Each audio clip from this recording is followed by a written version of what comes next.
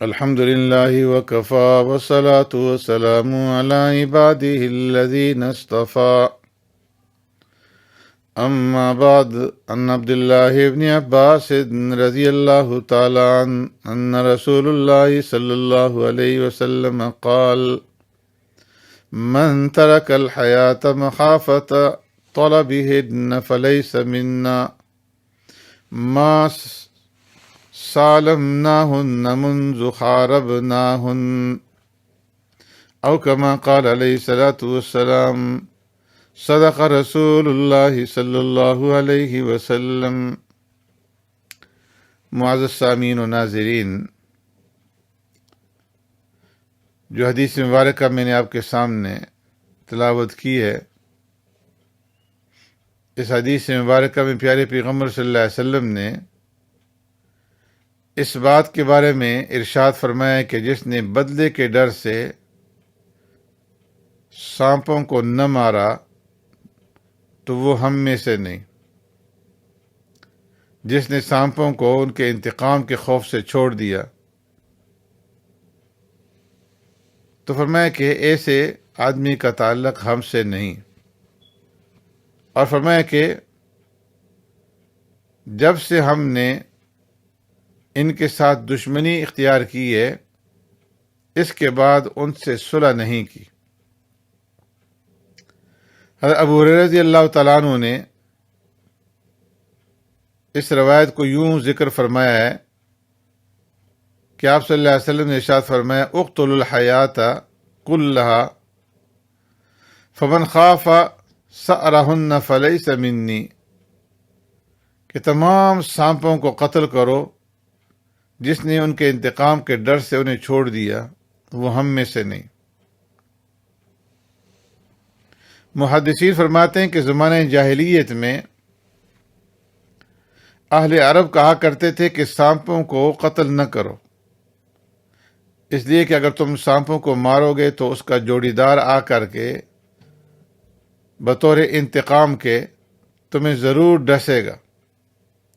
تو پیارے پیغمبر صلی اللہ علیہ وسلم نے اس اعتقاد کی نفی کی اور فرمایا کہ یہ اعتقاد رکھنا درست نہیں. حدیث کا ایک معنی محدثین نے یہ بھی بیان کیا ہے کہ اگر کوئی شخص اس خیال سے سانپ کو مارنے سے اجتناب کرے کہ یہ جن ہے جو سانپ کی شکل میں نمودار ہوا ہے، اگر اس کو ماروں گا تو دوسرے جنات مجھ سے اس کا انتقام لیں گے، اس خیال سے سانپ کو زندہ چھوڑنا فرمایا یہ بھی مناسب نہیں. ہاں، اگر کوئی علامت ظاہر ہو جس سے یہ یقین ہو جائے کہ واقعی یہ سانپ جنات میں سے، تو فرمایا پھر ایسی صورت کے اندر اسے زندہ چھوڑنے میں کوئی حرج نہیں. علامہ دمیری رحمہ اللہ حیات الحیوان میں ذکر فرماتے ہیں کہ اگر گھر میں سانپ آ جائے تو اسے مارنے سے پہلے اسے مہلت دینی چاہیے، اور مہلت دینے کے لیے اسے یہ الفاظ 3 مرتبہ کہے جائیں کہ میں تمہیں اس عہد کی قسم دیتا ہوں جو تم سے حضرت نوح علیہ الصلوۃ والسلام اور حضرت سلیمان علیہ الصلوۃ والسلام نے لیا تھا کہ تم ظاہر نہیں ہوگے اور ہمیں تکلیف نہیں پہنچاؤ گے. فرمایا کہ اگر جن ہوگا تو خود چلا جائے گا. حضرت عبداللہ بن مسعود رضی اللہ تعالیٰ عنہ فرماتے ہیں: اقتلوا الحیات کلھا الا الجان الابیض الذی کأنہ قضیب فضہ، تمام سانپوں کو قتل کرو لیکن سفید اژدہا کو چھوڑ دو جو اس طرح معلوم ہو جیسے چاندی کا ٹکڑا. محدثین فرماتے ہیں کہ جو سفید اژدہا ہوتا ہے یہ بے ضرر ہوتا ہے، اس لیے اسے نہ مارنے کی گنجائش دی گئی ہے. علامہ انور شاہ صاحب کشمیری رحمہ اللہ نے ایک مرتبہ ارشاد فرمایا کہ حضرت شاہ اہل اللہ صاحب رحمۃ اللہ تعالی علیہ، جو کہ حضرت شاہ ولی اللہ محدث دہلوی رحمۃ اللہ تعالی علیہ کے بھائی تھے، فرمایا کہ وہ اپنے حجرے میں بیٹھے ہوئے تھے کہ ایک سپاہی آیا اور اس سپاہی نے آ کر کے حضرت شاہ اہل اللہ صاحب رحمۃ اللہ تعالی علیہ سے کہا کہ آپ کو بادشاہ سلامت نے بلایا۔ حضرت شاہ صاحب رحمہ اللہ فوراً اٹھے اور اس سپاہی کے ساتھ چل دیے۔ تو فرمایا کہ وہ سپاہی بجائے شاہ صاحب کو لال قلعہ لے جانے کے دہلی سے باہر ایک پہاڑ پر لے گیا اور وہاں جا کر ایک غار کے پاس کھڑے ہو کر کہنے لگا کہ اس غار میں داخل ہو۔ جب شاہ صاحب اس غار میں داخل ہوئے تو کیا دیکھتے ہیں کہ جنات کا ایک بہت بڑا مجمع ہے اور جنات کا بادشاہ بیٹھا ہے اور اس کے دائیں جانب ایک بہت بڑا جن بیٹھا ہے اور بادشاہ کے سامنے ایک مردہ لیٹا ہوا ہے اور ایک مرد اور ایک عورت وہاں کھڑے ہیں۔ جب حضرت شاہ صاحب وہاں داخل ہوئے تو انہوں نے شاہ صاحب کی طرف اشارہ کرتے ہوئے کہا کہ اس آدمی نے ہمارے بیٹے کو قتل کر دیا ہے، ہمیں اس سے قصاص دلوایا جائے۔ حضرت شاہ اہل اللہ صاحب رحمۃ اللہ تعالی فرمایا کہ تم لوگ مجھ سے قصاص نہیں لے سکتے۔ بادشاہ نے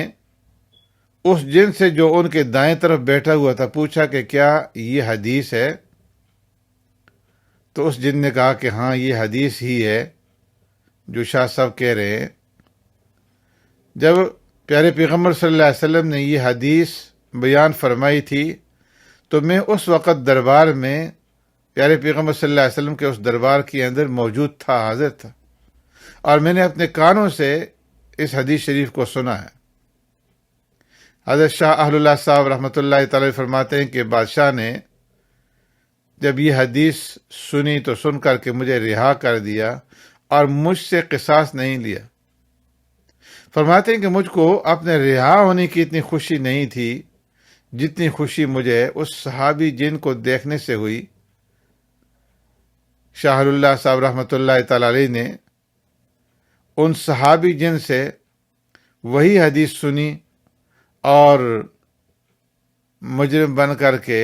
غار کے اندر گئے تھے اور تابی بن کر کے واپس آئے۔ فرماتے ہیں کہ اس جن کا نام جن سے حضرت شاہ صاحب نے حدیث سنی تھی شاہ ہورش تھا۔ اس حدیث میں پیارے پیغمبر صلی اللہ علیہ وسلم کا یہ ارشاد بھی وارد ہے کہ ما سالم نہ ہننا منذ خارب نہ ہننا، کہ جب سے ہم نے ان سانپوں سے دشمنی کی ہے اس کے بعد صلح نہیں کی۔ اس جملہ کی شرائع حدیث نے جو معنی بیان کیے ہیں ان میں سے علامہ عبدالحق عظیم آبادی رحمۃ اللہ تعالی علیہ فرماتے ہیں کہ انسان اور سانپوں کی باہمی عداوت و دشمنی فرمایا کہ جبلی اور فطری ہے، اور ان میں سے ہر ایک کی فطرت میں یہ خمیر رکھا گیا ہے کہ دونوں ایک دوسرے کو مارنے کے در پہ رہتے ہیں۔ بعض رات نے عداوت کا یہ معنی بیان کیا کہ جب ابلیس نے جنت میں جانے کی کوشش کی اور جنت کے دربانوں نے اسے روک دیا تو سانپ نے اسے اپنے منہ میں بٹھا کر جنت میں داخل کر دیا تھا، اور پھر شیطان نے آدم علیہ السلام اور اماں حوا کے دل میں وسوسہ ڈالا اور انہوں نے وہ شجرہ ممنوعہ جس سے اللہ رب العزت نے منع کیا تھا کھایا، اور پھر اس کی پاداش میں جنت سے نکال دیے گئے۔ اللہ تبارک و تعالی نے اپنی حکمت اور قدرت کے تحت بے شمار مخلوقات کو پیدا فرمایا ہے، اور ہر مخلوق کی تخلیق میں، ہر مخلوق کی پیدائش میں اللہ رب العزت کی قدرت کی نشانیاں ہیں اور بے شمار حکمتیں اس کے اندر پوشیدہ ہیں۔ بعض درندے اور بعض حیوان انسان کے سخت دشمن ہوتے ہیں، ان کے ڈسنے اور کاٹنے سے انسان زندہ نہیں رہ سکتا، مگر اس کے باوجود اللہ تبارک و تعالیٰ نے انہی حیوانات کے اندر بہت سارے امراض کے لیے شفایابی کا سلسلہ بھی رکھا ہوا ہے۔ تو اس لیے اللہ تبارک و تعالی نے جب اپنی ان مخلوقات کو پیدا کیا ہے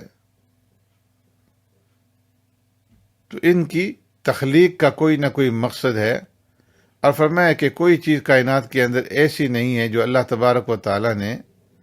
بغیر کسی مقصد کے پیدا فرما دی ہو۔ ہر ایک چیز کے اندر اللہ تبارک و تعالی نے کوئی نہ کوئی نفع رکھا ہے، اور اس کے اندر کوئی نہ کوئی نقصان بھی موجود ہے اور نفع بھی موجود ہے۔ شریعت نے